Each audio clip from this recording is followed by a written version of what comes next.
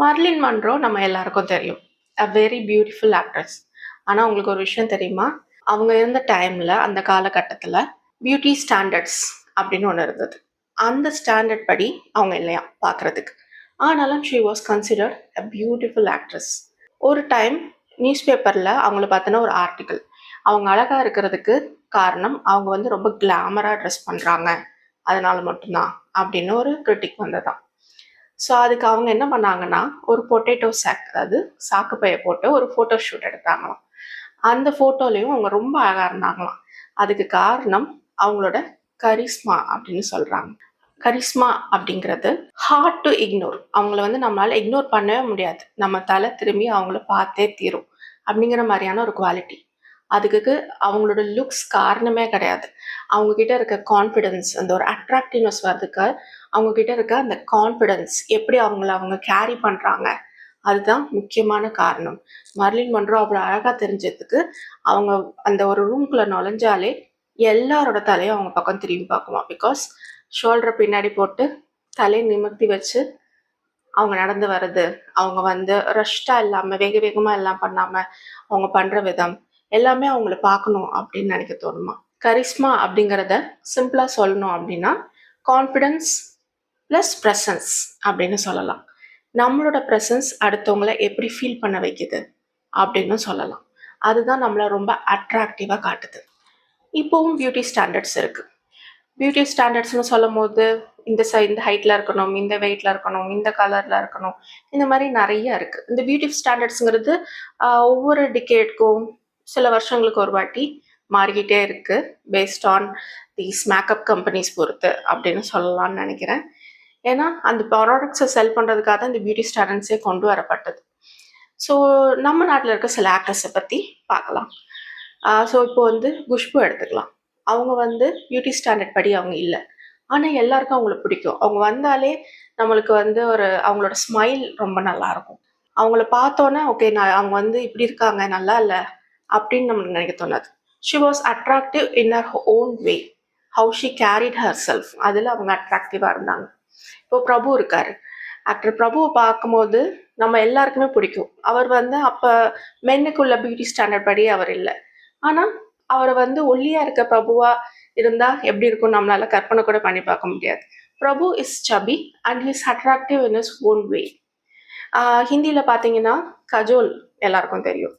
So கஜலோட குச் குச் ஹோத்தாயே படமும் எல்லாரும் பார்த்துருப்போம் கண்டிப்பாக. ஸோ அதில் வர ஒரு டைலாக், அஞ்சலிங்கிற சின்ன அஞ்சலி கிட்ட சல்மான் கான் சொல்கிற ஒரு டைலாக், ஷீஸ் மோட்டி ஹே, காலி ஹே, அது குண்டா இருக்கா, கருப்பாக இருக்கா, அவளையும் கல்யாணம் பண்ணிக்கணும் அப்படிங்கிற ஒரு சும்மா ஃபன்னாக சொல்கிற மாதிரியான ஒரு டைலாக். அவங்களே அப்படி தான் கன்சிடர் பண்ணாங்க. But she was very very attractive. இதை வச்சு ஒரு மூவி கூட வந்தது, அனுஷ்காவோட ஒரு மூவி. அந்த மூவியோட நேம் எனக்கு ஞாபகம் இல்லை, ஸ்க்ரீனில் வேணா போடுறேன். ஸோ அந்த மூவியில் சைஸ் செக்ஸி அப்படின்னு சொல்லி பிரபலப்படுத்தினாங்க.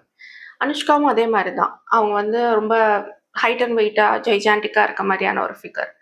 ஆனால் அருந்ததி அப்படிங்கிற படத்தில் அவங்கள தவிர வேறு யார் நடிச்சிருந்தாலும் அந்த ரோலை கேரி பண்ணியிருக்க முடியாது. பாகுபலியில் தேவசேனாவா நம்மளால் அனுஷ்காவை மட்டும்தான் பார்க்க முடியும். Because the way she carried her self, the confidence, the attractiveness வந்ததுக்கு காரணம் அவங்களோட கான்ஃபிடென்ஸ். இந்த கேரக்டரில் அவங்க தான் செட் ஆகுவாங்க அப்படிங்கிறது அவங்க ப்ரூவ் பண்ணி காட்டினதுக்கு காரணம் அவங்களோட லுக்கை தாண்டி அவங்களோட கான்ஃபிடென்ஸ். அதுக்கு ரொம்ப முக்கியமான ஒரு விஷயம். ஸோ ஃபஸ்ட்டு நான் சொல்லிட்டு இருந்த மாதிரி சைஸ் செக்ஸி அப்படின்னு பிரபலப்படுத்தினாங்க. அந்த டைம் சைஸ் 0 அப்படிங்கிற ஒரு விஷயம் வந்துட்டு குறிப்பாக நார்த்தில் வந்து ட்ரெண்ட் ஆகிட்டு இருந்தது because of Kareena Kapoor. But size sexy அப்படிங்கிறதும் அதுவும் நல்ல சைஸ் தான்.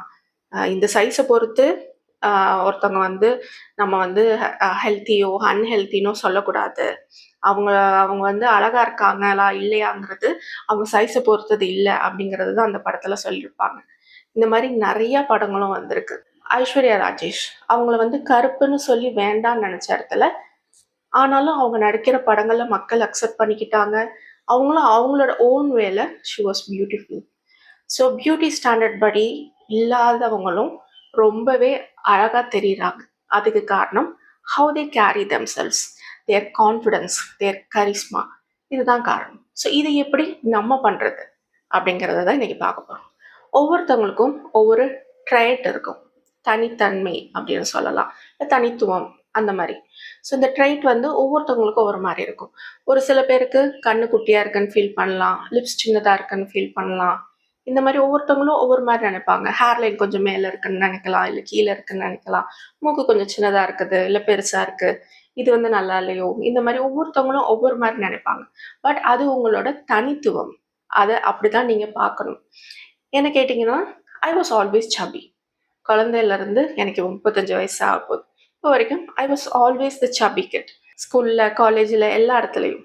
ஸோ அந்த சபினஸ் வந்து நான் வந்து அழகாக இல்லாததுக்கு காரணம் அந்த சபினஸ் தான் அப்படின்னு நான் எப்போவுமே நினச்சது உண்டு. அதே மாதிரி என் கண் வந்து சின்னதாக இருக்குது அப்படின்னு ஃபீல் பண்ணுவேன். ஏன்னா நான் கண்ணாடி வேறு போட ஆரம்பித்தேன். கண்ணாடி போட ஆரம்பித்தா என் கண் இருக்கிறதே தெரியல போல், அந்த மாதிரிலாம் நான் ஃபீல் பண்ணது உண்டு.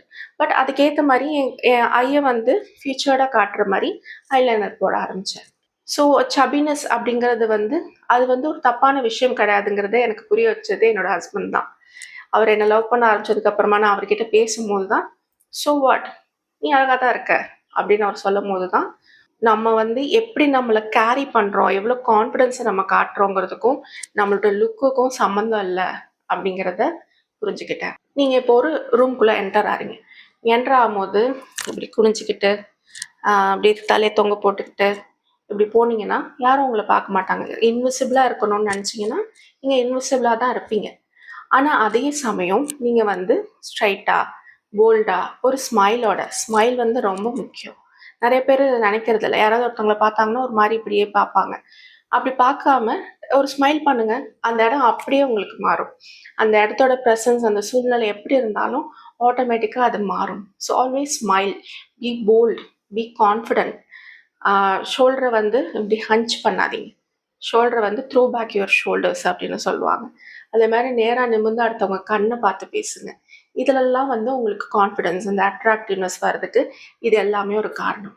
நம்ம பிரெயினில் ரெக்டிகுலர் ஆக்டிவேட்டிங் சிஸ்டம் அப்படின்னு ஒன்று இருக்குது. த ஹைஃபை ஹேபிட் அப்படின்னு ஒரு புக் இருக்குது. அந்த புக்கில் தான் நான் ஃபஸ்ட் டைம் இந்த RASஐ பற்றி படித்தேன். ஸோ இந்த ரெக்டிகுலர் ஆக்டிவேட்டிங் சிஸ்டம் என்ன பண்ணுன்னா, ஃபில்டர் அண்ட் அன்ஃபில்டர் பண்ணும் நம்மளோட இன்ஃபர்மேஷன்ஸை, நம்ம பார்க்குற விஷயங்களை, நம்மளோட தாட்ஸை ஃபில்டர் அண்ட் அன்ஃபில்டர் பண்ணும். ஸோ ஃபார் எக்ஸாம்பிளுக்கு இப்போ வந்து நான் வந்து ஒரு ப்ளூ சுடிதார் வேணும் அப்படின்னு என் மனசுக்குள்ளே நினைக்கிறேன்னு வச்சுக்கோங்களேன். நான் கடைக்கு போகிறேன்னா எனக்கு ப்ளூ சுடிதாராக காட்டிகிட்டே இருக்கும். தட்ஸ் வாட் தட் RAS டஸ்.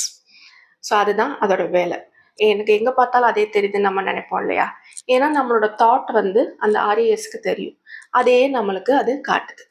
இந்த RAS அப்படிங்கிறது மேனிஃபெஸ்டேஷனுக்கும் ரொம்ப முக்கியமான ஒரு விஷயம், இந்த ரெக்டிகுலர் ஆக்டிவேட்டிங் சிஸ்டம்.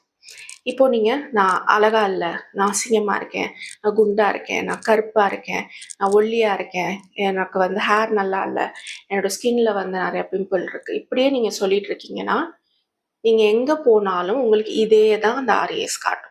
யாராவது ஒருத்தவங்க ஏதாவது விஷயத்த கமெண்ட் பண்ணும்போது நம்மளை தான் சொல்கிறாங்க.